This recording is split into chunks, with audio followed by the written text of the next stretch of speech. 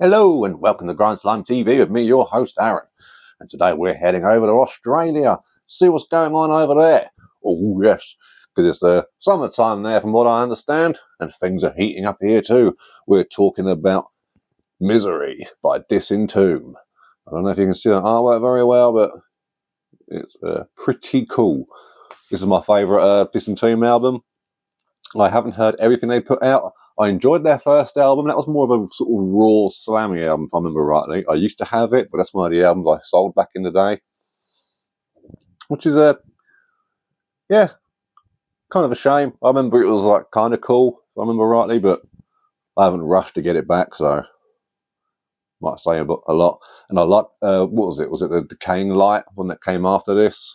That was really cool as well, but this is my favourite one.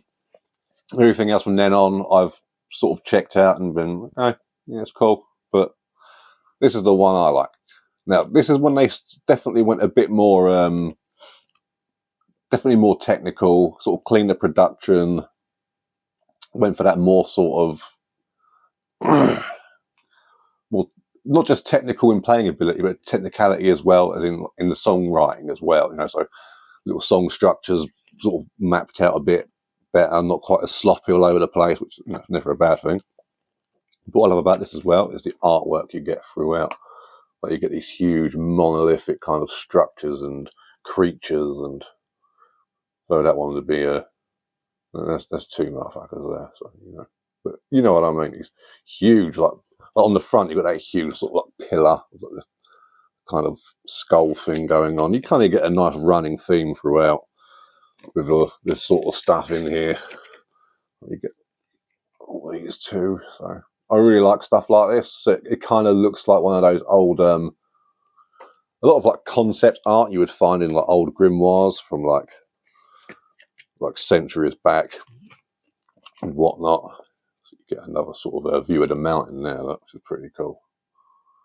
But really, really, really cool stuff where that's concerned. Your lyrics and whatnot. And then in the middle, you get this pretty cool band shot. They've got I don't know what they're doing too. Disgorge, Futility, Condemned, black t-shirts. So, cool stuff there. Now, I'm not normally a fan of this style of death metal, gotta be honest. It sounds a bit too clean for me for the most part, but something about this album just, I don't know, it does it for me. They have their sort of bodies impaled on sticks and shit or something. Something weird going on. Some sort of impaled on bones. Yeah, pretty cool.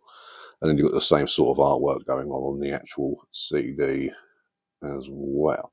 So, yeah, really cool stuff. You get 10 tracks on here, all in about half an hour. This came out on a new standard elite. And I think it was 2015 at the latest, but I'm pretty sure it was 2014 this came out. And no, I've been a fan since. But like I say, the other stuff, like I'll probably buy the Decaying Light eventually, because I listened to it earlier, funny enough. I was chatting with my mate Ad about bass tones on albums, and he said that one in particular was a one that he enjoyed. I have to agree. Cracking open a beer with my fans. Look at that.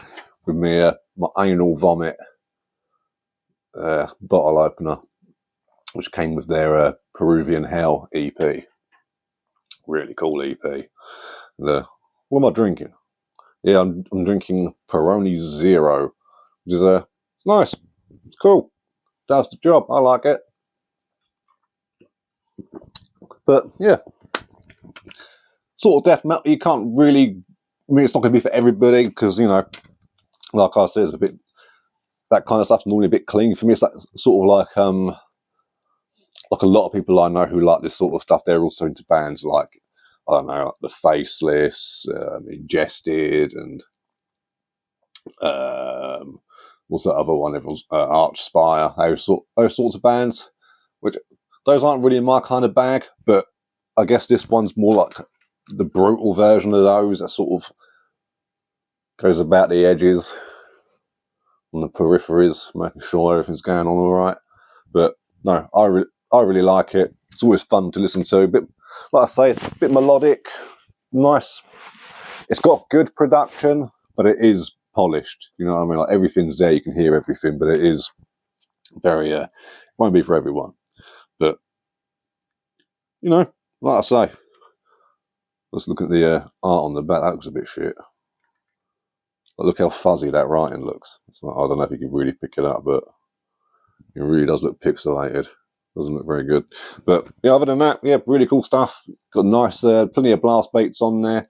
Nice sort of heavy, slammy riffs. Like you can still see some of their sort of like slam origins, so to speak, peppered throughout the album. But yeah, I dig it.